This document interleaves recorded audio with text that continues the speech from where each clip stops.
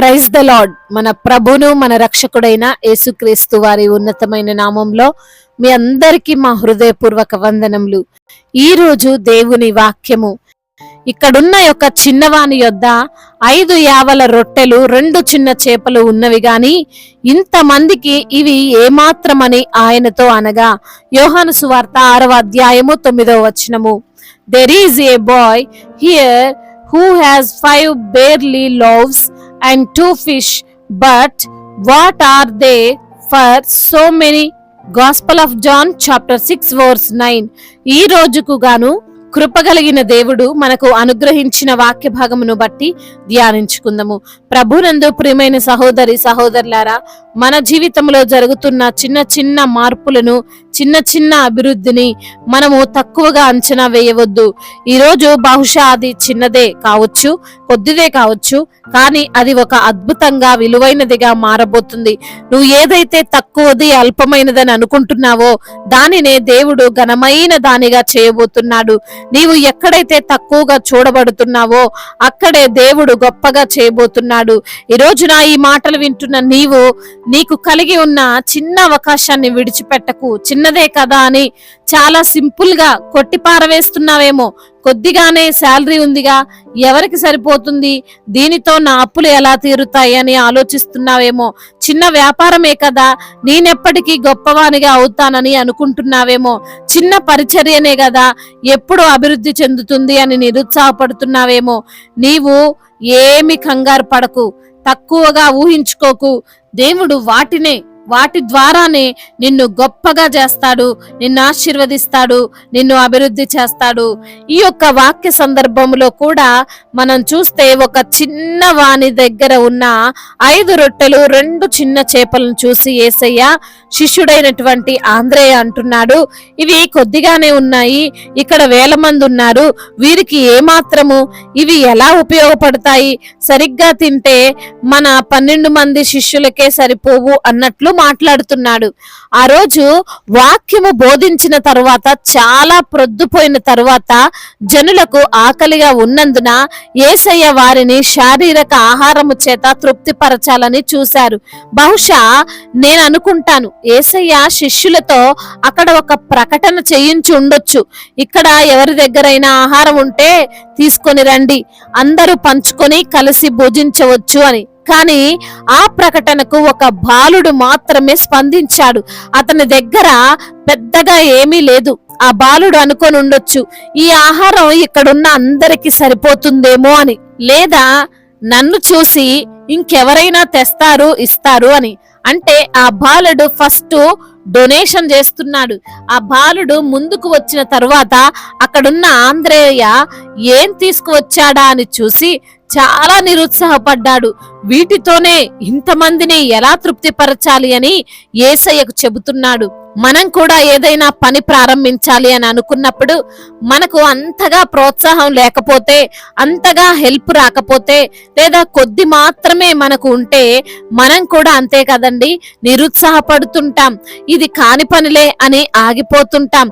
కానీ నీకున్న కొద్ది టాలెంట్ నైనా, కొద్ది ధనమునైనా, కొద్ది సపోర్ట్ నైనా తక్కువగా అంచనా వేయవద్దు. దాని ద్వారానే నీవు అభివృద్ధి చెందుతావు. ఆంద్రేయ ఆ కొంచెం ఆహారమును తక్కువగా అంచనా వేశాడు, కానీ యేసయ్య విలువైనదిగా చూశాడు.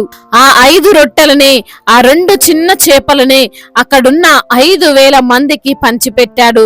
ఇవి ఎంతమందికి ఏమాత్రమా అని పలికినా ఆంద్రేయ చేతితోనే ఇంకా 12 గంపలు ఎత్తేలా చేశాడు. కాబట్టి ఈ రోజున ఈ మాటలు వింటున్న నీవు ధైర్యం తెచ్చుకో. కొంచెమే ఉంది, తక్కువే ఉంది అని ఎప్పుడు కూడా నిన్ను తక్కువగా అంచనా వేసుకోవద్దు.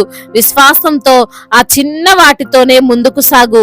నీ టాలెంట్స్ ని, నీకున్న వాటిని దేవునికి సమర్పించి చూడు. అవే అద్భుతంగా, ఆశీర్వాదకరంగా, అనేకమైనవిగా మారతాయి. విలువలేని వాటికి విలువనిచ్చే దేవుడు మనతో ఉన్నాడు అని మర్చిపోవద్దు. నిజానికి ఆ 5 రొట్టెలు 2 చేపలు ఈ లోకపరంగా చూస్తే నీ టాలెంట్స్ ని, నీకున్న వాటిని దేవునికి సమర్పించి చూడు.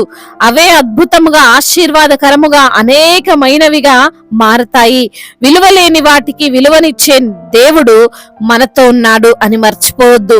నిజానికి ఆ 5 రొట్టెలు 2 చేపలు ఈ లోకపరంగా చూస్తే ఏ మూలకి సరిపోలేనివే, కానీ అవి యేసయ్య చేతిలో పడ్డం వలనే అద్భుతముగా ఆశీర్వదించబడ్డాయి. నీ జీవితంలో నీవు ఈ రోజు భయపడొద్దు, దిగులు చెందవద్దు. ఏం చేయగలను, ఏం సాధించగలను అని నీకు కలిగి ఉన్న వాటిని చూసి నిరుత్సాహంలోనికి వెళ్ళిపోవద్దు. యేసయ్య ఆ అల్పమైన వాటినే ఘనమైన వాటిగా చేయబోతున్నాడు. దేవుడు ఈ మాటలు దీవించి మన హృదయములో ఫలింపచేయునుగాక. వాక్య భాగమును బట్టి ప్రార్థించుకుందాము. ప్రతి ఒక్కరు కూడా ప్రార్థనలో ఏకీభవించగలరు. ప్రార్థన. మహాశక్తి సంపన్నుడా, మహోన్నతుడా, కృపా కనికరములు కలిగిన దేవా, జీవాధిపతి, మీకు స్తోత్రాలు చెల్లిస్తున్నాము. అద్వితీయ దేవుడవు, ఆలోచన కర్తవు, ప్రేమామయుడవు, కృపామయుడవు, జాలి కలిగిన దేవుడవు తండ్రి, నీకు స్తోత్రాలు చెల్లిస్తున్నామయ్యా. అవును ప్రభువా, అయ్యా మరి తండ్రి, మా దగ్గర ఉన్నవి చిన్నవే అయినా, మేము చేస్తున్న వ్యాపారమైనా, పరిచర్య అయినా, ఏదైనా ప్రభా మొదట చిన్నగా ఉన్నప్పటికీ నా తండ్రి అయ్యా విశ్వాసముతో ప్రభా ప్రార్థించినట్లయితే, విశ్వాసముతో తండ్రి మీ చేతిలో పెట్టినట్లయితే ప్రభా దానిని మీరు విస్తరింపజేస్తారని, ఆశీర్వదిస్తారని, అద్భుతముగా తండ్రి మమ్మల్ని మీరు వాడుకుంటారని అయ్యా మరి తండ్రి మమ్మల్ని ఎంతగానో వాక్యము ద్వారా ప్రోత్సహించిన మీ మాటలను బట్టి మీకు స్తోత్రాలు చెల్లిస్తున్నాం యేసయ్యా. ఈ రోజున ఎందరైతే బిడ్డలు అనారోగ్యముతో బాధపడుతున్నారో ప్రతి బిడ్డను మీరు తాకండి అయ్యా, సంపూర్ణ ఆరోగ్యాన్ని దయచేయండి అయ్యా, వారిని మీరు స్వస్థపరచండి నా తండ్రి. అరికాలు మొదలుకొని నడినెత్తిన వరకు మీ అమూల్యమైన రక్తాన్ని బిడ్డల పైన ప్రోక్షించండి అయ్యా. ఏ బలహీనతైనా, అది మరణకరమైనటువంటి రోగమైన మరణములో నుండి తండ్రి జీవములోనికి బిడ్డలు తీసుకొని రండి ప్రభా. అయ్యా మరి తండ్రి అనారోగ్యమును ఆరోగ్యముగా మార్చండి ప్రభా. ఆర్థిక పరమైన ఈ ఇబ్బందులన్నిటి నుండి కూడా విడుదల దయచేయండి నా తండ్రి. అప్పుల భారాలతో కృంగిపోతున్న బిడ్డలు ఉన్నారయ్యా, సమృద్ధినిచ్చే దేవుడవు ప్రభా. కుటుంబంలో సమాధానము లేనటువంటి పరిస్థితులు, ముఖ్యంగా భార్యాభర్తల మధ్య ఉన్న అనుమానాన్ని తీసివేయమని వేడుకుంటున్నాము తండ్రి. ఒకరినొకరు అర్థం చేసుకుని జీవించే భాగ్యాన్ని దయచేయమని బ్రతిమిలాడుకుంటున్నాం దేవా. అదే విధంగా నా ప్రభా, ఎందరైతే బిడ్డలు వివాహాల విషయంలో మీ చిత్తమును బట్టి మొరపెడుతున్నారో మీ చిత్తములో వారి వివాహము జరుగునట్లుగా కృప చూపించండి నా తండ్రి. ప్రతి యవన బిడ్డను కూడా మీరు దీవించండి అయ్యా, వారిని ఆశీర్వదించండి నా తండ్రి దేవా. అవునయ్యా, యవన బిడ్డలు ప్రభా యవన ప్రాయంలో అయ్యా ఈ లోకానికి ఎడిక్ట్ అయిపోయి ప్రేమ అనే పేరుతో మోసపోయి మోసం చేస్తూ అయ్యా వారి జీవితాలతో ఆడుకుంటున్న బిడ్డలు ఉన్నారు ప్రభా. అటువంటి బిడ్డలను తండ్రి మీరు మార్చండి నా దేవా. మీ వాక్యాన్ని వారి హృదయములో ఉంచండి నా తండ్రి. అదే విధంగా నా ప్రభా, ముఖ్యంగా మీ యందు భయము భక్తితో ఈ లోకంలో జీవించడానికి సహాయము దయచేయండి తండ్రి. తల్లిదండ్రుల మాట వినడానికి సహాయము చేయండి అయ్యా. ఒంటరిగా ఉంటున్న బిడ్డలను తండ్రి మీరు జ్ఞాపకం చేసుకోండి అయ్యా. ఒంటరి వారిని 1000 మంది చేస్తానంటున్నావు తండ్రి. అట్టి బలముతో వారిని నింపమని వేడుకుంటున్నాము దేవా. అదే విధంగా నా ప్రభా అయ్యా, ఎందరైతే బిడ్డలు ఉద్యోగము లేక బాధపడుతున్నారో వారికి మంచి ఉద్యోగాన్ని దయచేయండి అయ్యా. ఇంటర్వ్యూలో వారు సెలెక్ట్ అవునట్లుగా కృప చూపించండి అయ్యా. రాస్తున్న కాంపిటేటివ్ ఎగ్జామ్ లో వారు అనుకున్న జాబు వారు సాధించుటకు సహాయమును దయచేయండి దేవా.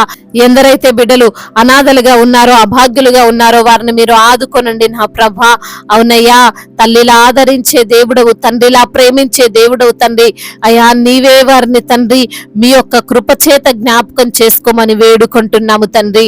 అయ్యా సంతానము లేని బిడ్డలను జ్ఞాపకం చేసుకోండి అయ్యా, వారికి సంతానాన్ని దయచేయండి నా దేవా.